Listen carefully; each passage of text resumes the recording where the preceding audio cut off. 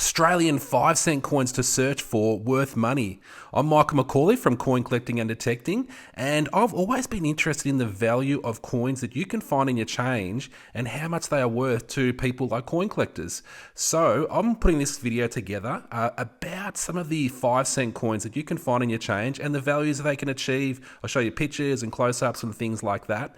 So follow along, follow my accounts, and plenty of information that's available. And if you've got any questions, leave them in the comments. Let's jump straight in. I'll go in order from 1966 through until current day. So these coins in the top left-hand corner, these ones right over here, they're both from 1966. And the reason I've got two coins there is because they made them in two locations, and collectors like to collect both the different locations that they were made. So on these 5 cent coins, to tell the difference, you have to look at the echidna. This is an echidna, and this paw of the echidna, in the top corner of the paw, there's a little spine that comes out at the top of that arm right there. And you've got a short spine and you've got a long spine. So the short spined ones, and it's that spine right there. Right there. So those ones there, they're made in Canberra. They made 45.4 million of those particular ones. And these ones right here, these ones were made in London. So if you find a 1966, you check that spine right there. If it's a longer spine, that means it was made in London. So the collectors like to collect the different mints, and I've got a picture of it on my coin value lists so you get a bit of an idea too. So this is the short spine. It's a little bit shorter.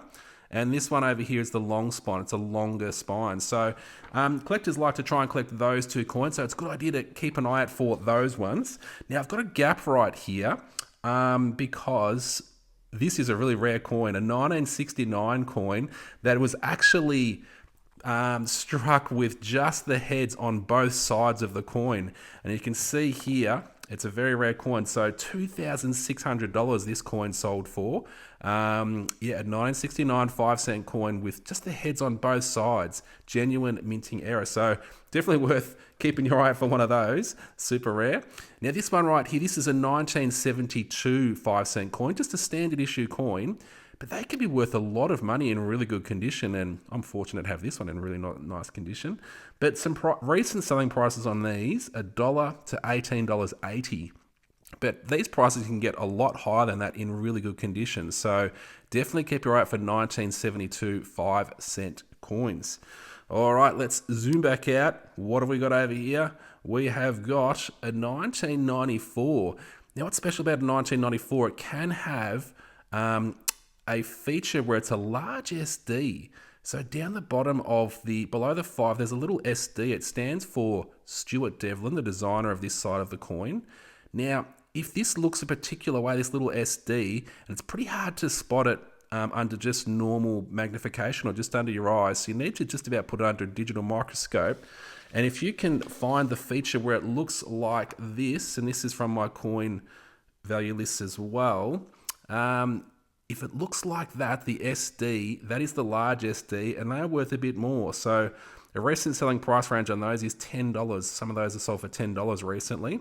And a good tell is the S is quite upright. It doesn't have lots of bends and waves and comes right around. It's just quite an upright, just a little bit of over and down and over a little bit. So that's the large SD 1994 5 cent coin. Always a good one to look for right there. Now, this one here, this one is a cool one. I've only ever found two of these, and I found them both in the 1 week. It's called a flamingo error, and it's from the year 2001.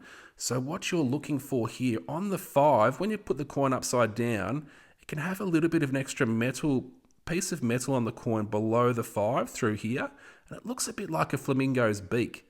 And that's what adds a bit of value to these coins. So a recent selling price range on this particular error is $40 to $50. So a 2001 flamingo error, you can also find them on the 2002s and 2005. So keep an eye out for those dates. When you get them, flip them over, see if you can find that particular feature.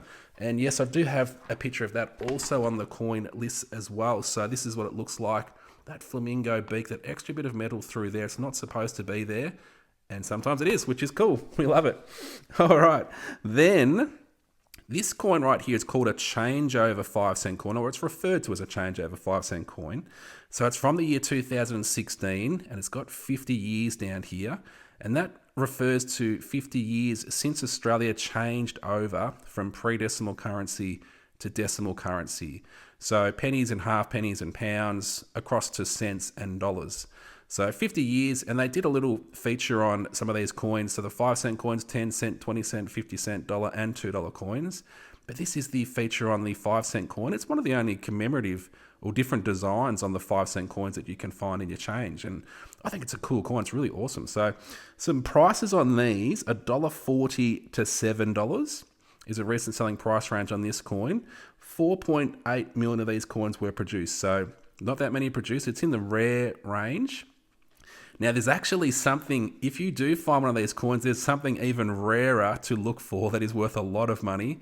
And if you find one that's got two little lines or two little pieces of metal coming out of the circle, it's referred to as an alien antennae error. And I'll show you a picture.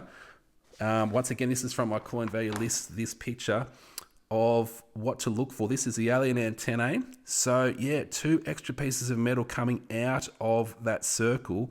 And it looks a bit like alien antennae, so that's why it's referred to that way. Yeah, and this one, a few years ago, this one was listed for $16,000 on eBay. Don't know if anyone purchased it at that price, but some have sold at a particular value. So a recent selling price, $2,250 on one of these errors. I've never found one. I'd love to find one. I reckon they're super cool, but that's what you keep an eye out for. All right, and then over here we've got a 2019 5 cent coin. They didn't make many of these, so they only made 2 million in 2019 with the necklace on the queens. This is the new design that came in 2019. So half the coins had the older design and half the coins had the new design. And it's called a JC. So on the shoulder over here, there's a little JC, and that stands for Jody Clark, the designer of this new effigy of the Queen. So that's a coin right there. Prices on these, $1 to $8.50 is a recent selling price range on that particular coin, if you can find some of those. All right, now down here, we have got some more interesting things that you can just find if you're lucky in your change. So this one right here, this one is a minting error. So it's an error that happens in the coin production process. And this one's got a bit of a clip on it. So I was lucky to find this one. You see over this side of the coin, it's got a bit of a clip off the edge. And you can see it on both sides of the coin right there. It's a bit of a clip through there and through here.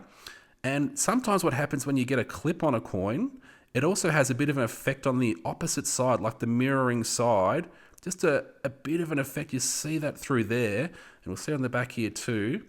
Just a little bit of a mirroring effect. And that's called a Blakesley effect when you get that. So if you find a clip, look straight across the coin, you might find that over there. And that's a good tell that that's been clipped. That's a clipped coin. So that's really cool. You can find clips on coins if you're really lucky on the odd occasion. So it's good to keep your eye out for them.